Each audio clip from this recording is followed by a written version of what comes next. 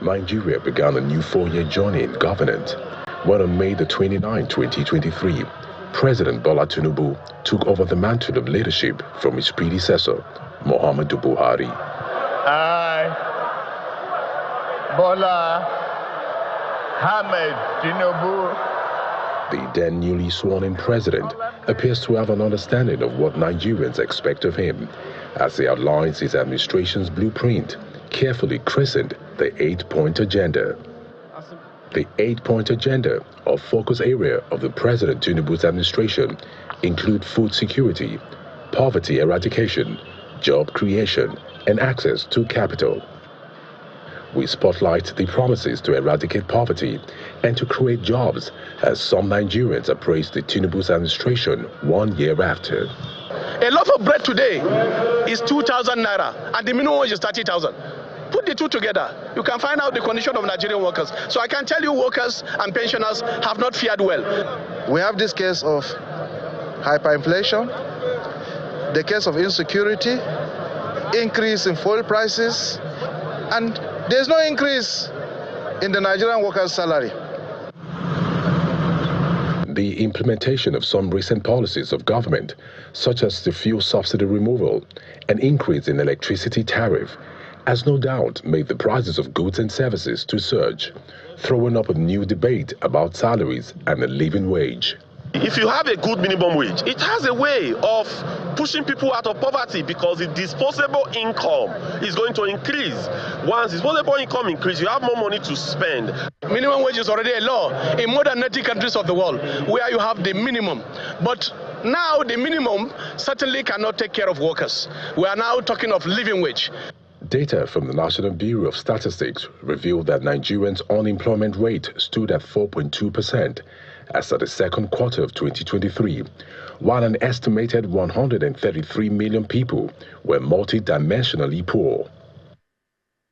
The latest report by the National Bureau of Statistics shows a worsening unemployment data.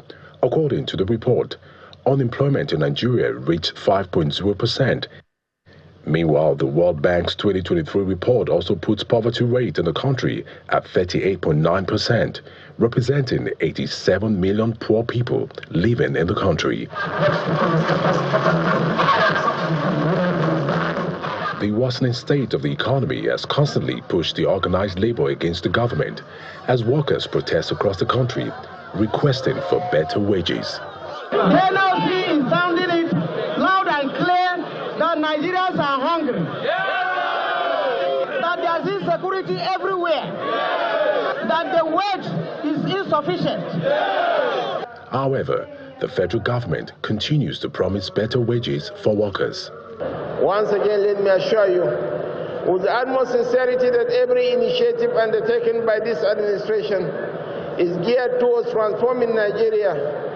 Indeed, this government is open to the committee's suggestion of not just a minimum wage, but a living wage. The federal government says it is also improving on vocational education as a way to address growing unemployment. Unemployment is caused by one of two things. A person becomes poor and unemployed if he's lacking in skills. Then secondly, even where a person has skills, if that person is lacking in startup capital. So once you tackle the issue of having vocational skills acquisition centers where people can go to acquire skills, you have addressed more than 50% of unemployment. That is why people have to acquire skills so that after their educational attainment, they should be able to stand on their own, because the main thing these days is self-employment. Despite having the largest economy and population in Africa, Nigeria offers limited opportunities to most of its citizens, as weak job creation and entrepreneurial prospects impedes the employment of an estimated 3.5 million citizens who enter the labor force annually.